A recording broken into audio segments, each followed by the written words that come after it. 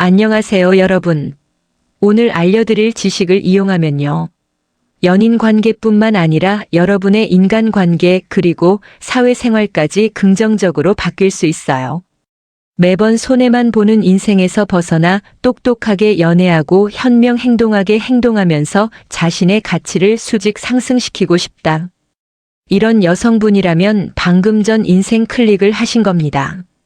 이 한 번의 클릭으로 더 귀티나는 여자가 될 수 있고, 남자들이 나를 인생녀라고 느낄 수 있다면 제 말을 믿을 수 있으세요? 아니면 저를 사기꾼이라고 치부하실 건가요? 지금 나가기 버튼을 누르셔도 좋습니다. 솔직히 말해서 이 영상을 찐팬들만 봤으면 좋겠거든요. 너무 이기적인 마인드인가요? 사랑에 실패한 후 결국 연애는 외모가 답 아니야.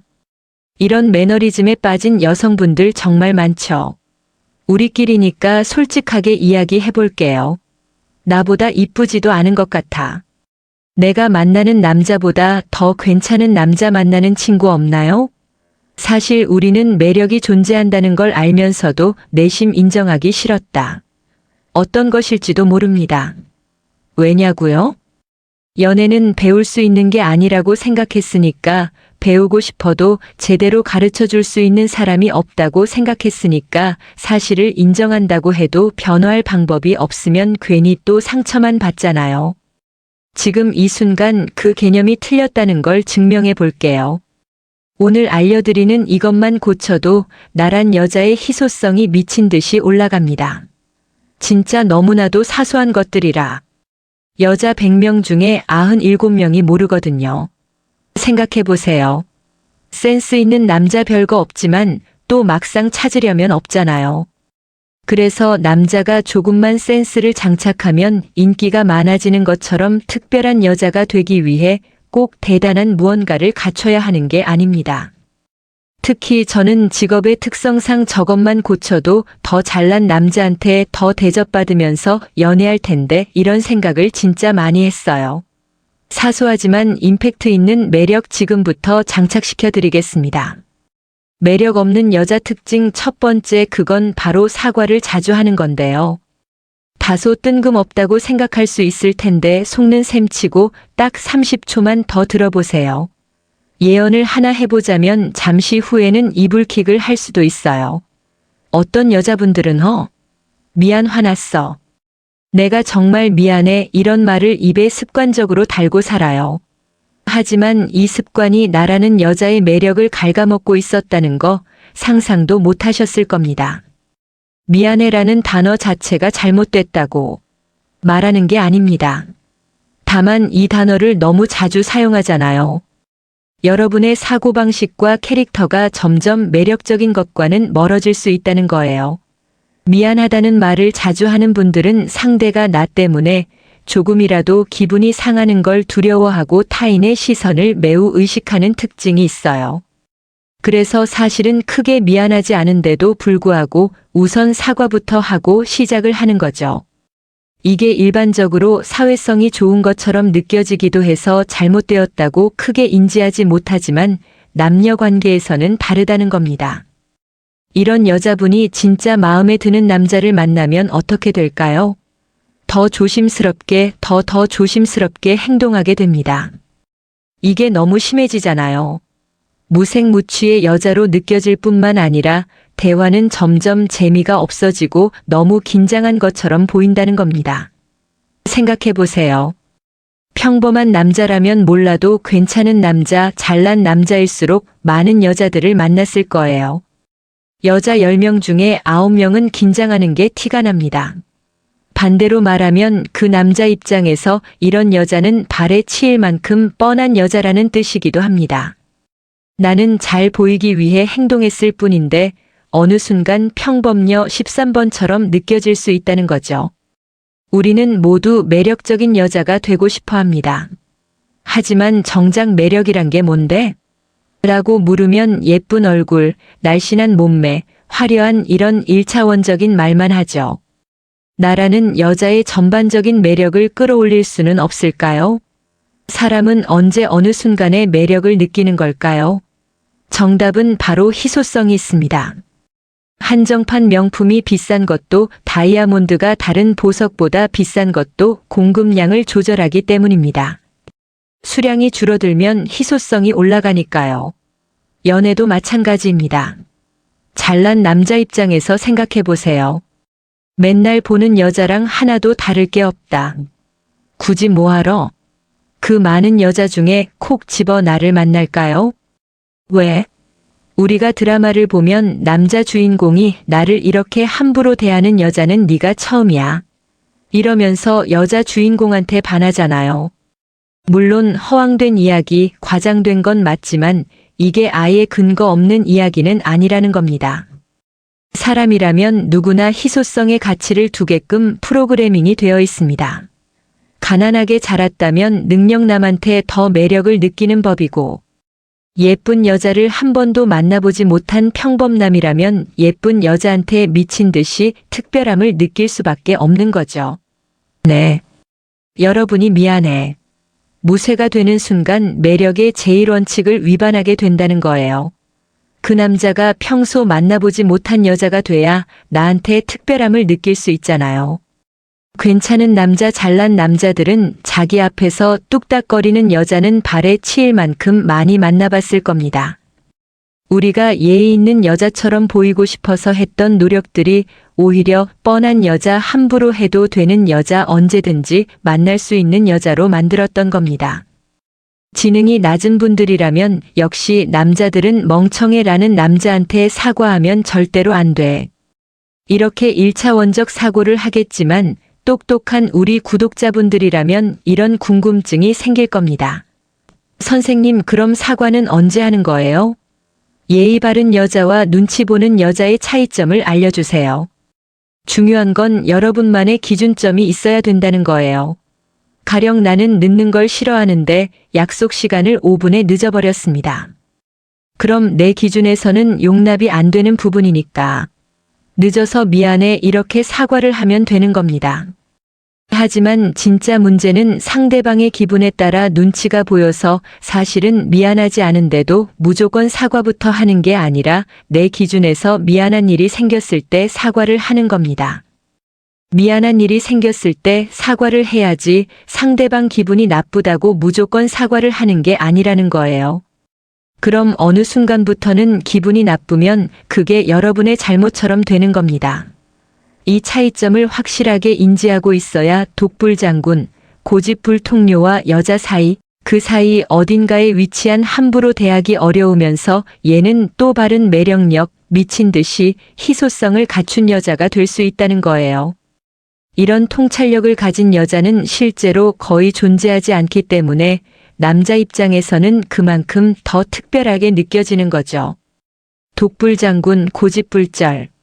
통녀가 되면 애초에 남자들이 빠르게 걸을 거고 반대로 남자 눈치만 보면서 자기만의 기준이 없는 여자가 된다면 시간이 지날수록 남자가 점점 나를 함부로 대하는 모습을 마주하게 될 거예요. 을의 연애가 될 뿐만 아니라 나를 만나는 남자 입장에서도 관계가 점점 지루해지고 여자에 대한 흥미가 떨어지고 성욕까지 줄어들게 되는 겁니다. 긴장감이 사라지게 되니까요. 남자와 여자는 애초에 달라요. 여자는 보통 남자에게 보호받고 싶은 본능과 경제적으로 의존하고 싶은 본능을 가지고 있습니다. 그럼 남자는 어떨까요? 예쁜 여자. 그건 여자들도 마찬가지잖아요. 사람은 누구나 예쁘고 잘생긴 사람을 만나고 싶어 합니다. 그럼 남자들 진짜 만나고 싶은 여자는 어떤 여자일까요? 99%의 여자분들은 여기에 대해 제대로 생각해 본 적이 없을 겁니다. 정말 의외일 수 있지만 남자들은 정신적으로 안정감을 주는 여자를 만나고 싶은 본능이 있습니다. 그런 여자가 좋을 아내, 좋은 엄마가 될 확률이 높기 때문에 본능적으로 끌릴 수밖에 없는 거죠. 단순히 스킨십만 하는 사이라면 얼굴 몸매가 전부겠지만 진지한 연애, 결혼까지 생각하는 여자라면 남자들은 이런 여자한테 끌리도록 애초에 프로그래밍이 되어 있다는 거예요. 정신적인 안정감을 갖추려면 내면이 단단해. 이런 여자들은 다른 사람의 눈치를 보지 않고 자기만의 길을 걸어갑니다. 타인과 나를 비교하는 순간 무조건 불행할 수밖에 없거든요. 매력적인 사람들이 가진 공통적인 특징 한 가지가 있습니다. 소위에 차갑고 도도하다라는 느낌이 떠오르실 거예요. 실제로 차갑고 도도한 게 아니라요. 이런 이미지는 자신만의 기준점을 가지고 있을 때, 함부로 하기 어려울 때 느끼는 감정이기 때문에 사람들이 거리감을 느끼면서도 계속 궁금해하는 거죠. 하지만 반대로 썸을 타는데 여러분이 계속 눈치만 본다. 자연스레 을의 포지션을 자처하는 행동이 될 수 있다는 거 갖고 싶은 여자가 아니라 언제든지 가질 수 있는 여자로 느껴지게 된다는 거. 그럼 결국 관계에서 독이 될 수밖에 없고 연인 관계로 발전하지 못하고 흐지부지 끝나게 되는 겁니다. 두 번째는 사랑한다는 표현인데요. 이건 또 뭔 소리야? 사랑을 하기 위해 남녀가 만나는데 사랑해라는 말하지 말라고 오해하지 마세요. 제가 진짜로 말하고자 싶은 건 표현을 하지 말라는 게 아니라 난 너에게 100% 빠졌어. 너무 빨리 이런 느낌을 주지 말라는 겁니다. 소위 바람둥이라고 불리는 남자들이 실증을 느끼고 다른 여자로 갈아타는 타이밍이 언제인지 아시나요? 바로 이 여자가 나한테 완전히 빠졌다는 확신이 들 때입니다. 이때부터는 내가 꼬셔야 하는 여자가 아니라 내가 책임져야 하는 여자로 인식이 되기 때문인데요. 그래서 책임감이 없는 바람둥이는 바로 도망갈 궁리를 하게 되죠. 바람둥이를 만난 것도 아닌데 왜 바람둥이 얘기를 하냐고요.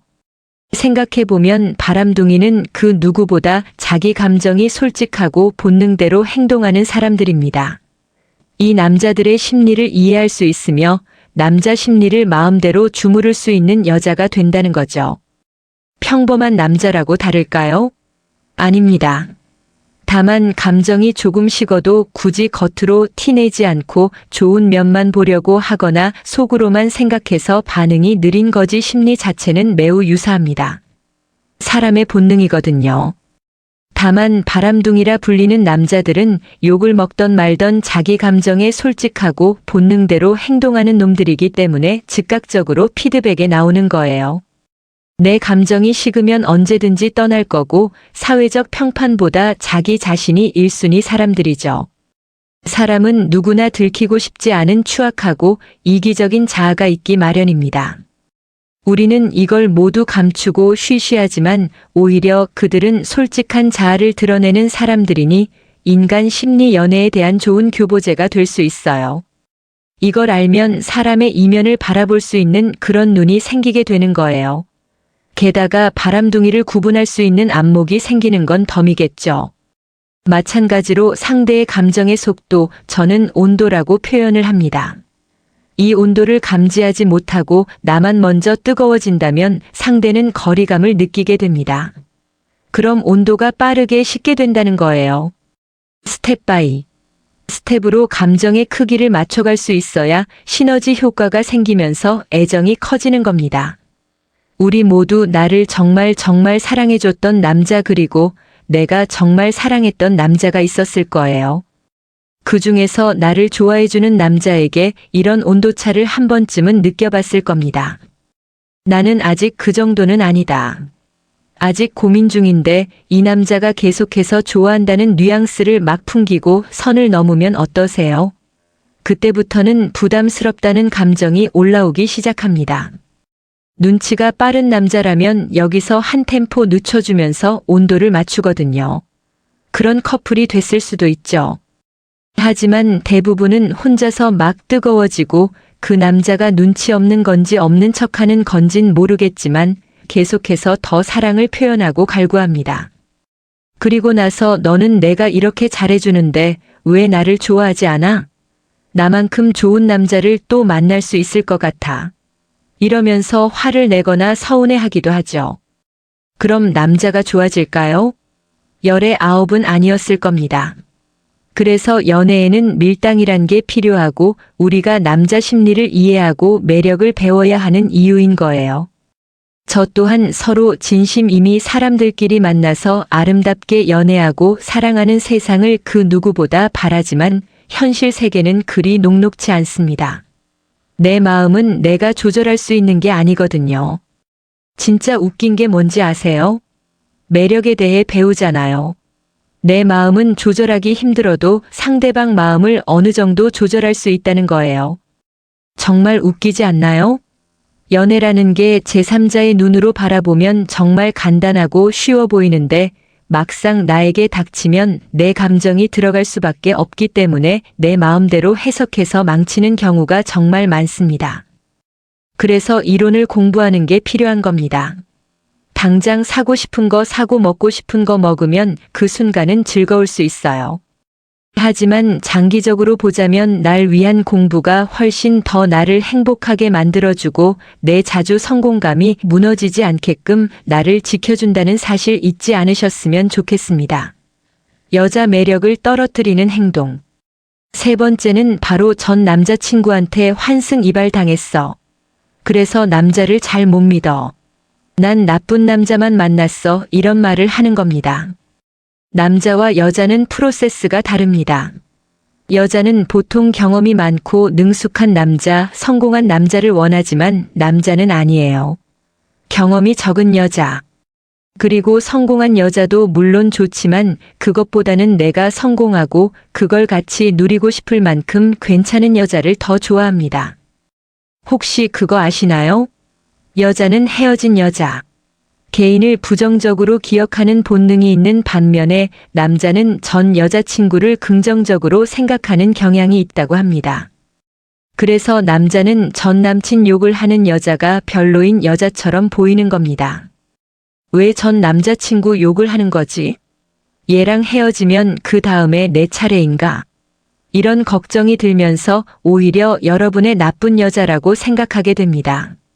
게다가 남자는 유전적으로 연애 경험이 적은 여자를 선호할 수밖에 없어요. 직접 임신을 하지 않으니 내 아이라는 걸 확인할 수 없잖아요. 사냥을 나가면 자리를 비울 수밖에 없으니까 그에 대한 대비책으로 연애 경험이 너무 많은 여자는 본능적으로 거부하는 심리가 있습니다. 게다가 그 남자한테 차였다. 남자 눈에서 내려치기 당할 수밖에 없습니다. 물건을 사도 다른 사람이 반품한 물건은 구매하기 싫어지잖아요. 내 얼굴이 침뱉기라는 겁니다. 그냥 몰라. 오빠만큼 매력 있는 사람이 없어서 그런가? 기억나는 남자가 없다는 식으로 웃으면서 넘어가시면 됩니다. 그럼 입꼬리가 찢어지는 남자 얼굴을 목격할 수가 있습니다.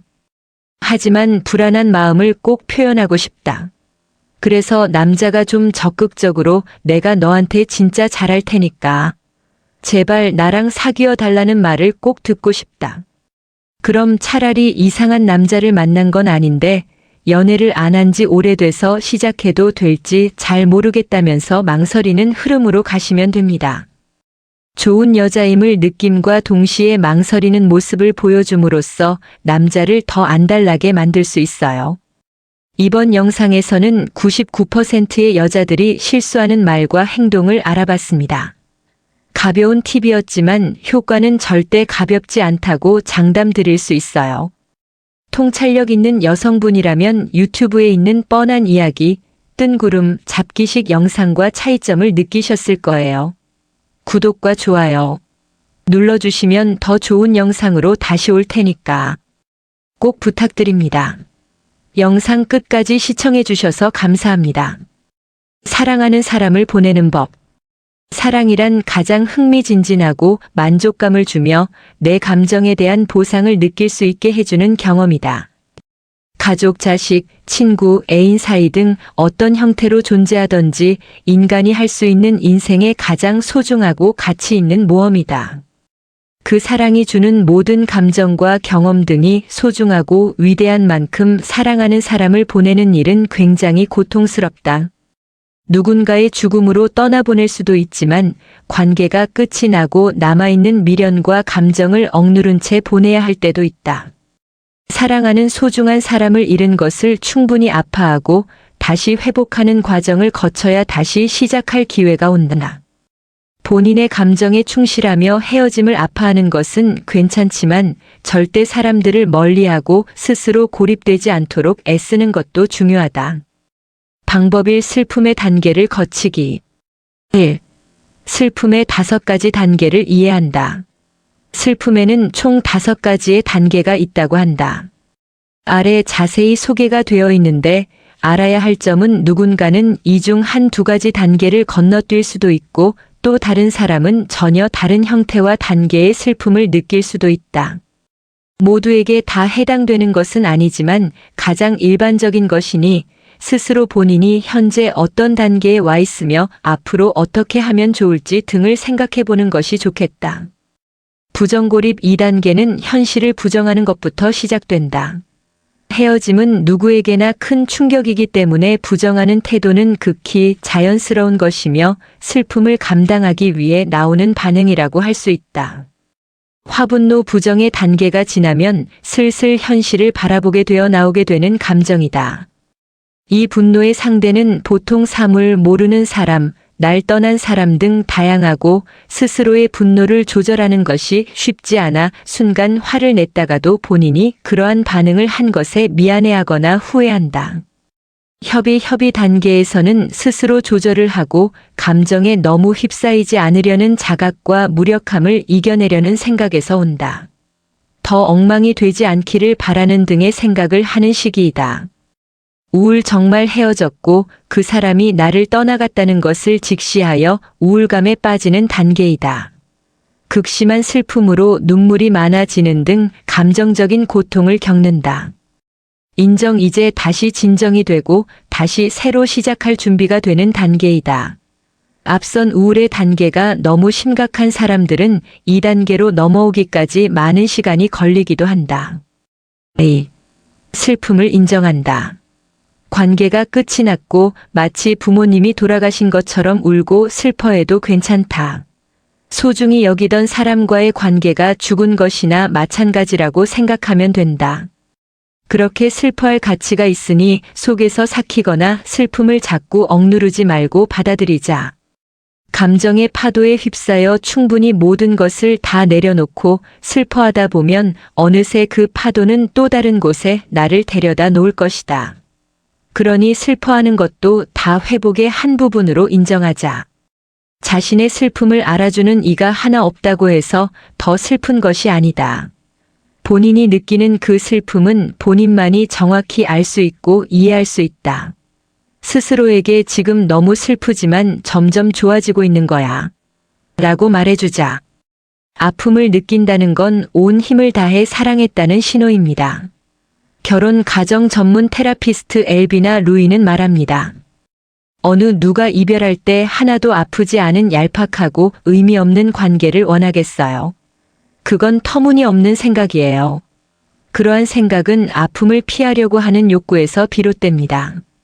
3. 슬픔은 주변의 사람들과 함께 나눈다.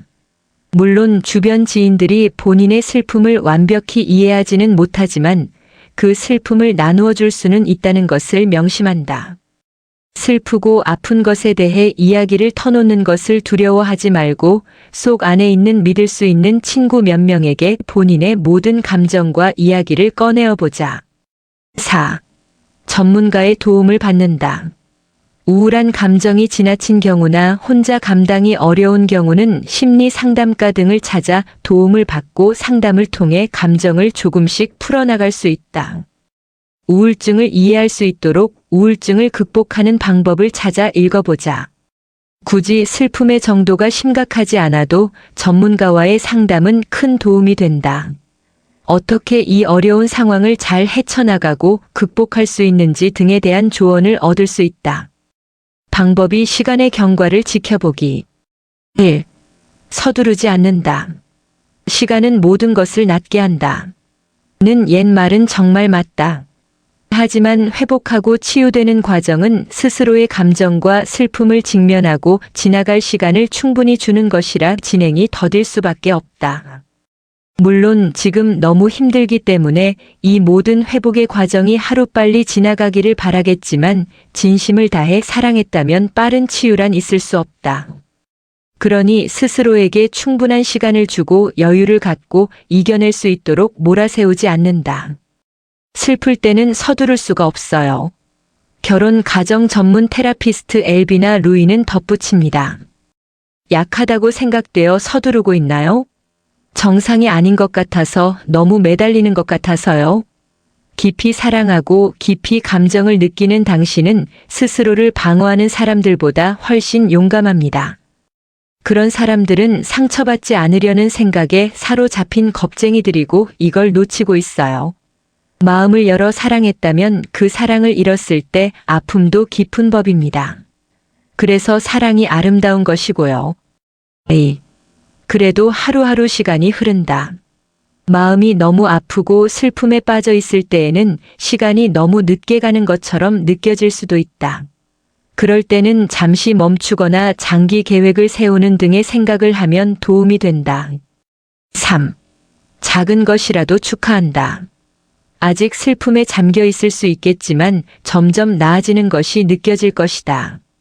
물론 그것의 정도가 크지 않더라도 조금씩 좋아지고 있는 본인의 모습을 축하하고 칭찬해주자. 분명 훨씬 더 나아질 것이다. 4. 긍정적인 생각을 한다.